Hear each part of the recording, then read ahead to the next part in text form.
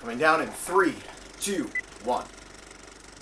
Hey yo, what's up everybody? It's me, Joey P, Joe Pisapia, and welcome to 5 Things right here on FantraxHQ. Today's team preview for 5 Things is the Los Angeles Chargers, and where else should we start but with number 1, Melvin Gordon. And why? Well, because Melvin Gordon's holding out still, and I know it's a reason for concern. So what do we do with Melvin Gordon? Well, for me right now, because of the holdout, I think you can only draft him as an RB2. That's my take. That's where I feel comfortable, and it depends on your roster construction.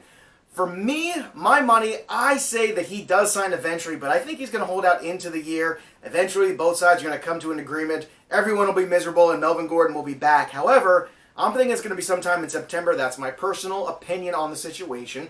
But in terms of fantasy, that doesn't matter. You need to back yourself up, and you need to be sure. So as far as I'm concerned, let somebody else reach for Melvin Gordon. If he slips to the 4th and 5th round, there you can kind of take a shot. But I'm telling you, rounds 1, 2, 3, I think it's a real tough sell for me personally. Which brings us to number 2. What do we do with the rest of the running backs? What if he holds out all year? What if he gets traded? Well, Austin Eckler, I think, is the guy you want. It's probably going to be a 60-40 split between him and Jackson. And for me, I think in PPR especially, Eckler's the guy you want. He showed that he's capable of fulfilling that role when Gordon was injured last year towards the end of the season. Now, number 3, the most exciting thing to me about the Los Angeles Chargers is Mike Williams. Why? Well, because he's very difficult to guard in the red zone, almost impossible man-to-man as well. And I think this is a guy who's going to go from wide receiver 2/3 range to wide receiver 1 range, low end wide receiver 1 potentially by the time the year is over. Keenan Allen's still great, I get that, but in terms of touchdowns, in terms of upside, in terms of where are those targets going now that Tyrell Williams is gone, I think the majority of them are going to go to Mike Williams. So one Williams for another, but they are not the same. All right, let's go with number 4. Hunter Henry's returning.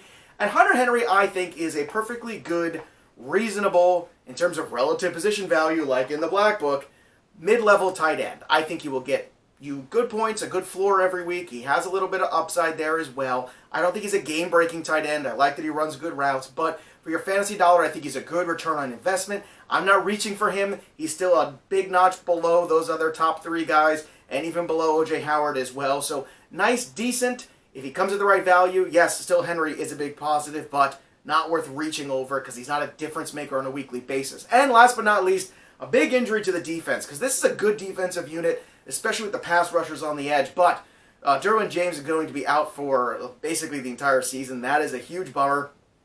Huge problem, too, because that secondary had some issues already coming in, a lot of turnover this year. So that is not the kind of injury you wanted to have. Unfortunately, it's happened already. And what are you going to do? It's football. So those are my 5 things, and one extra as well. Don't forget about old man Philip Rivers. Can still get it done. So you can follow me on the Twitter machine at JoePisapia17. Check out all the great content at FantraxHQ. That'll do it for me. Stay on track.